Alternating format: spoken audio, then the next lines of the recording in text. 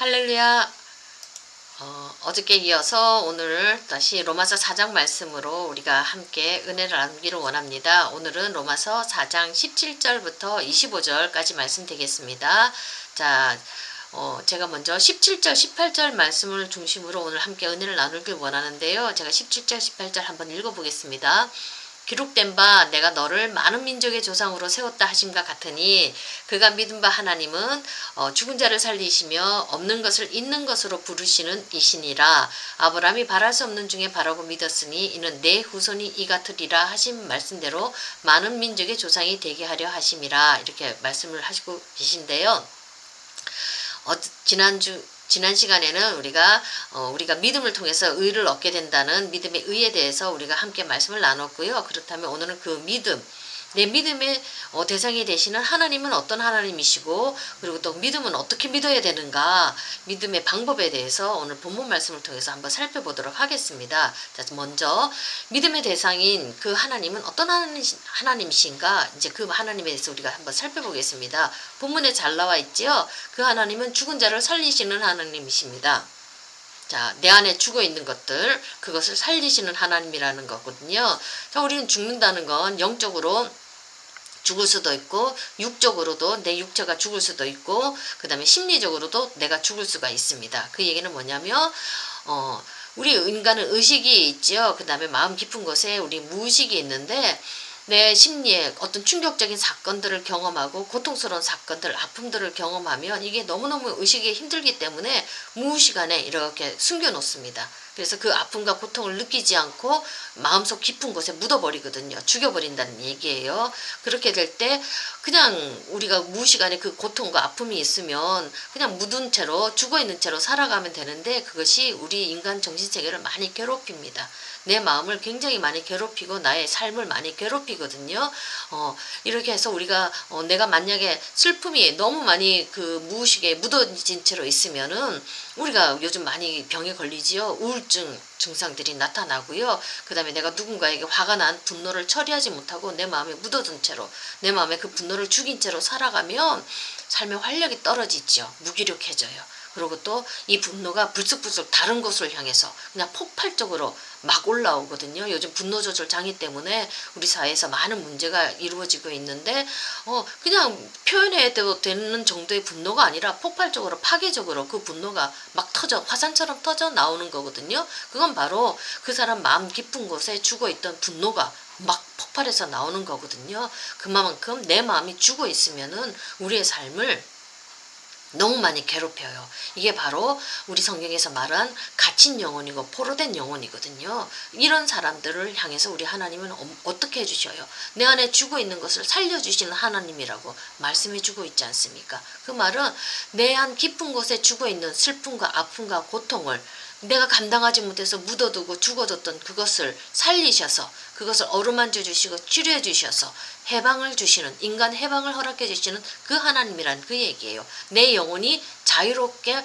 될 수 있도록 만들어 주시는 그 하나님이라는 그 뜻이에요. 그러니까 우리가 아픔과 고통이 있으면 하나님 앞으로 나아가야 되겠지요. 죽은 자를 살리시는 하나님, 내 안에 죽어 있는 것들을 살리시는 하나님이라는 그 뜻입니다. 자, 두 번째는 없는 것을 있는 것으로 부르시는 하나님이십니다. 자, 우리 인간은 제가 지난 시간에도 설명해 준 것처럼 엄마가 분리될 때 마음에 구멍이 생긴다고 그랬죠. 그거는 공허하고 혼돈스럽고 무예요. 무. 아무것도 없는 그 공허한 상태거든요. 그 구멍을 들여다본다는 거 너무나도 무서워요. 자, 이 무를 보기를 그리고 그걸 경험하기를 두려워하는 인간이에요. 이 허물을 보면서 공허를 느끼고 절망하는 인간들이 뭐가 돼요? 나중에 염세주의자가 되고 우울증자가 되기도 하고, 그것이 너무 고통스러워서 허무해서 자살하기도 하지 않습니까? 자, 이만큼 무는 우리를 파괴적으로 이끄는데, 근데 하나님은 어떻게 하셔요? 이런 무에서 유를 창조하십니다. 자, 처음 창조할 때 흑암과 공허와 혼돈이 있었지요. 자, 무의 상태에서 우리 하나님은 말씀으로 천지를 창조하시는 하나님인데, 자, 우리 인간은 이 무 앞에서 절망하고 이 아담아라는 인간의 존재 앞에서 우리는 쓰러지고 절망하는데, 우리 하나님은 아니라는 얘기입니다. 인간 존재 속에는 이 무 속에서 무언가 새로운 것을 창조해 나갈 수 있는 창조력이 있으신 창조주 하나님이라는 그 뜻이에요. 자, 없는 것을 있는 것처럼 부르시는 그 하나님. 자, 이런 하나님이 바로 우리 인간의 삶을 보살피고 계십니다. 자, 인간의 생존에 필요한 것이 무엇이 있습니까? 돈도 있고 재능도 있고 능력도 있고 우린 다 이 모든 거 필요합니다. 근데 우리 대부분은 살아가는데 필요한 것이 충분하지가 않다고 느껴요. 모자란다고 느껴요. 그리고 재능이 없을 때 우리는 자기 자신을 무시해요. 자, 그런데 이런 모든 게 없다고 부족하다고 느끼는데 우리 하나님은 어떻게 보셔요? 있다고 보십니다. 자, 나를 향해서 너는 무한한 가능성과 잠재력을 가지고 있어. 내가 너와 더불어 새로운 역사를 창조해 나갈 거야. 이러시면서 우리에게 새로운 기운을 불어넣어 주시는 하나님이시거든요. 없는 것에서 새로운 역사를 보시며 있는 것으로 만들어 주시는 그 능력의 하나님이시라는 겁니다. 우리가 믿는 하나님은 바로 이 하나님을 믿어야 된다는 얘기거든요. 자, 그렇다면 두 번째, 그 하나님을 믿는 방법, 어떻게 믿는가?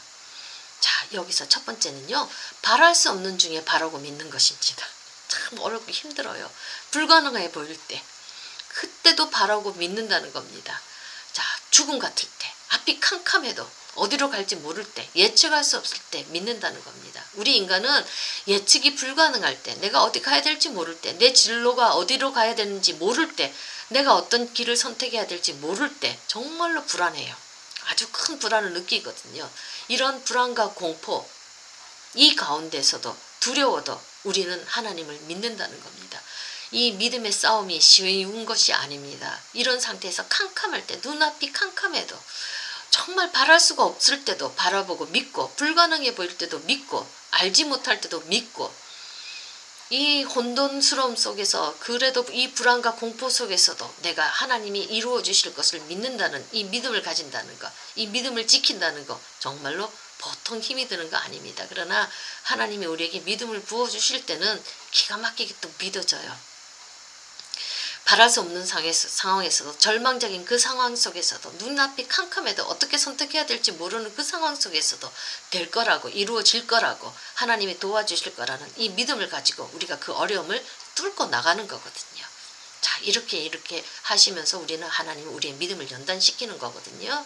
자, 이렇게 우리는 바랄 수 없는 중에도 바라보고 믿습니다. 믿음으로. 자, 두 번째 20절 보면 뭘 어떻게 믿느냐 하면 그냥 막무가내로 믿는 게 아닙니다. 20절 보면 아브라함은 하나님의 약속을 믿었어요. 약속의 말씀을 기반으로 믿는 겁니다. 무대표로 믿습니다가 아니라 하나님이 나에게 약속해 주신 그 말씀을 붙들고 우리가 나가는 겁니다. 그렇게 그 말씀을 믿을 때 우리의 신앙이 흔들리지가 않는 거거든요. 그 다음에 세 번째, 의심하지 않고 믿음으로 견고하게 선다고 했잖아요.